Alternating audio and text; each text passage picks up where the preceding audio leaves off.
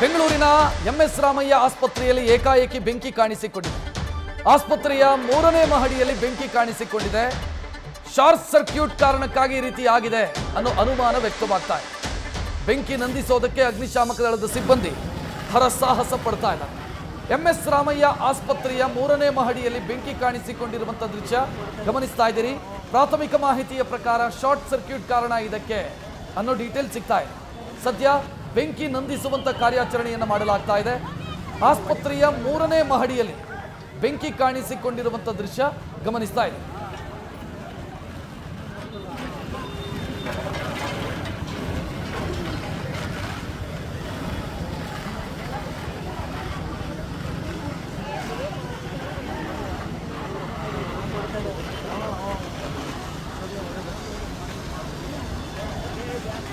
ಬಗ್ಗೆ ಹೆಚ್ಚಿನ ಡೀಟೇಲ್ ನೀಡೋದಕ್ಕೆ ನಮ್ಮ ಪ್ರತಿನಿಧಿ ಸಂದೇಶ್ ನೇರ ಫೋನ್ ಸಂಪರ್ಕದಲ್ಲಿ.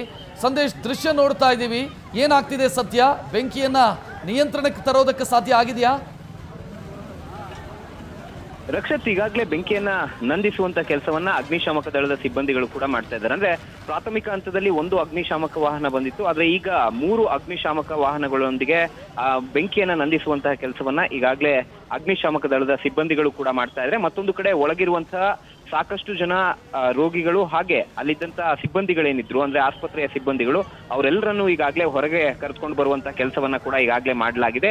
ಈಗ ಸದ್ಯದ ಮಟ್ಟಿಗೆ ಈಗ ಏನು ಬೆಂಕಿ ಕಂಪ್ಲೀಟ್ ಆಗಿ ಕಡಿಮೆ ಆಗಿದೆ ಅನ್ನೋ ಮಾಹಿತಿ ಲಭ್ಯವಾಗ್ತಾ ಇದೆ. ಈಗ ಸದ್ಯ ಅಗ್ನಿಶಾಮಕ ದಳದ ಸಿಬ್ಬಂದಿ ಕೂಡ ಬೆಂಕಿಯನ್ನ ನಂದಿಸುವಂತ ಕೆಲಸವನ್ನ ಕೂಡ ಮಾಡ್ತಾ ಇದ್ದಾರೆ. ಅಂದ್ರೆ ಕಂಪ್ಲೀಟ್ ಆಗಿ ಅದನ್ನ ನಂದಿಸುವಂತ ಕೆಲಸವನ್ನ ಮಾಡ್ತಾ ಇದ್ರೆ, ಮತ್ತೊಂದು ಕಡೆ ಈಗ ಸ್ಥಳೀಯ ಪೊಲೀಸರು ಕೂಡ ಅಲ್ಲಿ ಏನು ಬೆಂಕಿ ಬಿದ್ದಿರುವಂತಹ ಜಾಗ ಅಥವಾ ಆಸ್ಪತ್ರೆಯ ಬಳಿ ಈಗಾಗಲೇ ಮೊಕ್ಕಾಮನ್ನ ಹೂಡಿದ್ದಾರೆ. ಜೊತೆಗೆ ಈಗ ಅಗ್ನಿಶಾಮಕ ದಳದ ಸಿಬ್ಬಂದಿ ಒಳಗಿರುವಂತಹ ಸಿಬ್ಬಂದಿಗಳನ್ನ ಯಾವಾಗ ಮೊದಲಿಗೆ ಬೆಂಕಿ ಕಾಣಿಸ್ಕೊಂಡಂತ ಸಂದರ್ಭದಲ್ಲಿ ಅಲ್ಲಿದ್ದಂತಹ ಸಿಬ್ಬಂದಿಗಳನ್ನ ಹೊರತರುವಂತಹ ಕೆಲಸವನ್ನ ಕೂಡ ಪ್ರಾಥಮಿಕ ಹಂತದಲ್ಲಿ ಈಗ ಶಾರ್ಟ್ ಸರ್ಕ್ಯೂಟ್ ನಿಂದ ಆ 3ನೇ ಮಹಡಿಯಲ್ಲಿ ಬೆಂಕಿ ಕಾಣಿಸ್ಕೊಳ್ತು ಅನ್ನೋ ಮಾಹಿತಿ ಸದ್ಯ ಲಭ್ಯವಾಗಿದೆ. ಆದ್ರೆ ಕಂಪ್ಲೀಟ್ ಆಗಿ ಬೆಂಕಿಯನ್ನ ನಂದಿಸಿದ ನಂತರ ಅಗ್ನಿಶಾಮಕ ದಳದ ಸಿಬ್ಬಂದಿ ಈ ಕುರಿತಂತೆ ಬೆಸ್ಕಾಂ ಅಧಿಕಾರಿಗಳ ಸಹಾಯದೊಂದಿಗೆ ಅದನ್ನ ತನಿಖೆಯನ್ನ ಮಾಡ್ತಾರೆ. ಆದ್ರೆ ಈಗ ಸದ್ಯದ ಮಟ್ಟಿಗೆ ಶಾರ್ಟ್ ಸರ್ಕ್ಯೂಟ್ ನಿಂದ ಈ ಒಂದು ಘಟನೆ ನಡೆದಿದೆ ಅನ್ನೋ ಮಾಹಿತಿ ಲಭ್ಯವಾಗ್ತಾ ಇದೆ. ಸಂದೇಶ್, 3ನೇ ಮಹಡಿಯಲ್ಲಿ ಏನಿತ್ತು? ಅದು ವಾರ್ಡ್ಗಳಿದ್ದಂತ ಮಹಡಿನ ಏನದು?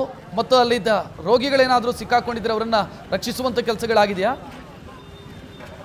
ರಕ್ಷತ್, ಪ್ರಾಥಮಿಕ ಹಂತದಲ್ಲಿ ಅಂದ್ರೆ ಯಾವಾಗ ಅಲ್ಲಿ ಬೆಂಕಿ ಕಾಣಿಸ್ಕೊಂಡಂತ ಸಂದರ್ಭದಲ್ಲಿ ಅಲ್ಲಿದ್ದಂತಹ ಸಿಬ್ಬಂದಿಗಳೇ, ಅಂದ್ರೆ ಆಸ್ಪತ್ರೆಯ ಸಿಬ್ಬಂದಿಯೇ ಆ ಬೆಂಕಿಯನ್ನ ನಂದಿಸುವಂತಹ ಕೆಲಸಕ್ಕೆ ಮುಂದಾಗ್ತಾರೆ. ಆದ್ರೆ ಯಾವಾಗ ಅಲ್ಲಿ ಆಸ್ಪತ್ರೆ ಸಿಬ್ಬಂದಿ ಬೆಂಕಿಯನ್ನ ನಂದಿಸೋದಕ್ಕೆ ಆಗೋದಿಲ್ವೋ ಆಗ ಬೆಂಕಿಯ ಕೆನ್ನಾಲಿಗೆ ಕಂಪ್ಲೀಟ್ ಆಗಿ ಆ ಒಂದು ಕಟ್ಟಡವನ್ನ ಆವರಿಸ್ಕೊಳ್ಳುತ್ತೆ. ಅಂದ್ರೆ ಆ ಕಟ್ಟಡದ ಒಳಗೆ ಬೆಂಕಿ ಕಾಣಿಸ್ಕೊಳ್ಳೋದಕ್ಕೆ ಶುರು ಆಗುತ್ತೆ. ಆಗ ಬೆಂಕಿಯ ಕೆನ್ನಾಲಿಗೆ ಪಕ್ಕದ ಕಟ್ಟಡಕ್ಕೂ ಯಾವಾಗ ಬರೋದಕ್ಕೆ ಶುರು ಆಗುತ್ತೋ ಆಗ ಅಲ್ಲಿದ್ದಂತ ಸಿಬ್ಬಂದಿಯೇ ಅಗ್ನಿಶಾಮಕ ದಳದ ಸಿಬ್ಬಂದಿಗೆ ಅಥವಾ ಅಗ್ನಿಶಾಮಕ ದಳಕ್ಕೆ ಕರೆ ಮಾಡ್ತಾರೆ. ಕರೆ ಮಾಡಿದ ನಂತರ ಅಲ್ಲಿಗೆ 2 ಅಗ್ನಿಶಾಮಕ ವಾಹನಗಳು ಬಂದು ಬೆಂಕಿಯನ್ನ ನಂದಿಸುವಂತಹ ಕೆಲಸವನ್ನ ಕೂಡ ಮಾಡಿದ್ರು. ಹಾಗಾಗಿ ಈಗ ಪ್ರಾಥಮಿಕ ಹಂತದಲ್ಲಿ ಒಳಗಿರುವವರನ್ನ ಹೊರಗೆ ತರುವಂತಹ ಕೆಲಸವನ್ನ ಅಲ್ಲಿದ್ದಂತ ಸಿಬ್ಬಂದಿಯೇ ಮಾಡಿದ್ರು. ಅದಾದ ನಂತರ ಅಗ್ನಿಶಾಮಕ ದಳದ ಸಿಬ್ಬಂದಿ ಬಂದ ಮೇಲೆ ಒಳಗೆ ಇನ್ನು ಯಾರೆಲ್ಲ ಇದ್ದಾರೆ ಅನ್ನೋದನ್ನ ಮೊದಲಿಗೆ ಕಾನ್ಸಂಟ್ರೇಟ್ ಮಾಡಿ ಅವರನ್ನ ಹೊರಗೆ ತರುವಂತ ಕೆಲಸವನ್ನ ಮಾಡ್ತಾರೆ. ಯಾಕಂದ್ರೆ ಪ್ರಾಥಮಿಕ ಹಂತದಲ್ಲೇ ಯಾವಾಗ ಬೆಂಕಿ ಕಾಣಿಸ್ಕೊಳ್ಳುತ್ತೋ ಆಗ್ಲೇ ಸಾಕಷ್ಟು ಜನ ಒಳಗಿದ್ದಂತವರು ಎಲ್ಲರೂ ಕೂಡ ಹೊರಗಡೆ ಬಂದಿರ್ತಾರೆ. ಅದಾದ ನಂತರ ಅಗ್ನಿಶಾಮಕ ದಳದ ಸಿಬ್ಬಂದಿಗಳು ಕೂಡ ಮೊದಲಿಗೆ ಒಳಗೆ ಯಾರಾದ್ರೂ ಇದ್ದಾರಾ ಅನ್ನೋದ್ರ ಬಗ್ಗೆ ಮಾಹಿತಿಯನ್ನ ಪಡೆದು ಅದಾದ ನಂತರ ಬೆಂಕಿಯನ್ನ ನಂದಿಸುವಂತ ಕೆಲಸವನ್ನ ಮಾಡಿರೋದು. ರಕ್ಷಾ, ಥ್ಯಾಂಕ್ ಯು ಸಂದೇಶ್ ಮಾಹಿತಿಗೆ. ನ್ಯೂಸ್ ಫಸ್ಟ್ ನಿರ್ಭೀತಿಯಿಂದ ನಿಮ್ಮ ಪರವಾಗಿ.